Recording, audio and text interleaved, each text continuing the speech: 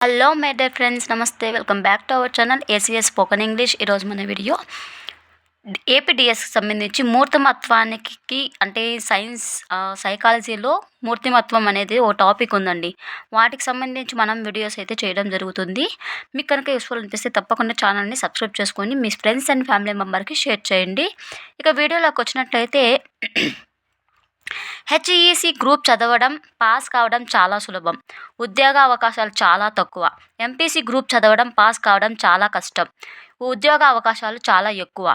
ఈ ఎంపికలో ఒక సగటు సాధారణ సాధన కలిగిన విద్యార్థి ఎదుర్కొనే సంఘర్షణ. కరెక్ట్ ఆన్సర్ ఉపగమ పరిహార సంఘర్షణ. ఇక్కడ గ్రూప్ అంటే హెచ్ఈసి అనేది ఎంపీసీ అనేది అంటే రెండు విధాలుగా వస్తాయి కదండి. అది ఇక్కడ 2 అంటే పాజిటివ్‌గానే అనమాట. అందువల్ల ఉపగమ పరిహార సంఘర్షణ కిందకి వస్తుందండి. ఓకేనా. నెక్స్ట్, సరైన లక్షణములు ఎంచుకోలేకపోయే విద్యార్థి ఎంచుకున్న లక్ష్యమును చేరుకోవడంలో తరచుగా విఫలమయ్యే విద్యార్థి భవిష్యత్తులో దేనిని గురవుతాడని ఒక సైకాలజీ తెలిసిన ఉపాధ్యాయుడిగా నీవు భావిస్తున్నావు.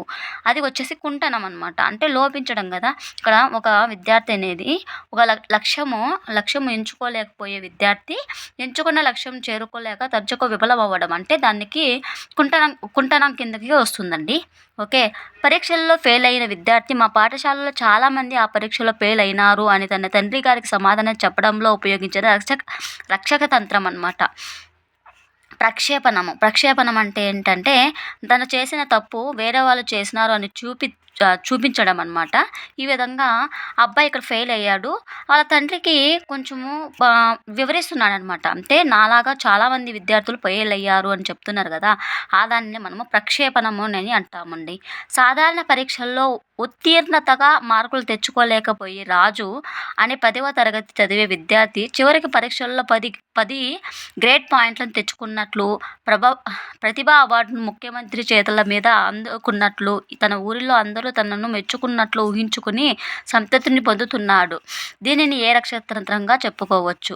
స్వైర కల్పన అంటే ఏంటి? మనము ఊహించుకోవడం అనమాట కళల్లో. ఆ విధంగా వచ్చినట్లయితే దాన్ని స్వైర కల్పన అంటాము. చూడండి, అబ్బాయి ఏం చదివేవాడు కాదు. అబ్బాయి చాలా చదివినట్టు, గ్రేడ్ పాయింట్లు వచ్చేసినట్టు, ప్రతిభా అవార్డు వచ్చేసినట్టు తను ఊహించుకుంటున్నాడు కదా. ఆ విధంగా ఊహించుకోవడాన్ని స్వైర కల్పన అని అంటారు. తనకు తాను ఊహించుకోవడం అనమాట. దాన్ని మనము స్వైర కల్పన అని అంటామండి. సుబ్బు అనే విద్యార్థి తన ఇతర పిల్లలతో చాలా కలుపుగోలుగా ఉంటాడు. చాలా ఆనందంగా చురుగ్గా ఉంటాడు. స్కూల్ ఫంక్షన్లో తానే నాయకుడిగా వ్యవహరిస్తూ అందరినీ కలుపుకుంటూ ఫంక్షన్ను చక్కగా నిర్వహించగలుగుతున్నాడు. అయినా కార్ల్ యూంగ్ ప్రకారం ఈ విద్యార్థి బహిర్వర్తనుడు అంటే ఏంటంటే అందరిలోకి కలిసిపోయి మాట్లాడడం. చూడండి, ఈ విధంగా చాలా చురుగ్గా ఉండడం అనమాట. దాన్ని మనము బహిర్వర్తనుడు అని అంటాము. ఎవరన్నారు ఇది? కార్ల్ యూంగ్ ప్రకారం ఇది బహిర్వర్తనుడు అని అంటాము. ఓకే. ఒక సైకాలజీ తెలిసిన ఉపాధ్యాయుడిగా ఈ క్రింది వానిలో ఏ విద్యార్థి మానసిక ఆరోగ్యవంతుడిగా గుర్తిస్తావు? రాములో భావోద్వేగ సమతుల్యత కల్పిస్తుంది. సుబ్బు తన శక్తిని మించిన లక్ష్యంను తరచుగా ఎన్నుకుంటున్నాడు. రాధ సంతృప్తికరమైన వ్యక్తిగత సంబంధాలను కలిగి ఉంది. కరెక్ట్ ఆన్సర్ ఏసీ మాత్రమే. ఇక్కడ చూడండి, రాము భావోద్వేగ సమతుల్యత కల్పిస్తుంది, రాధ సంతృప్తికరమైన వ్యక్తిగత సంబంధాలను కలిగి ఉంది. ఈ 2 కరెక్ట్ ఆన్సర్ అవుతుంది. ఓకే.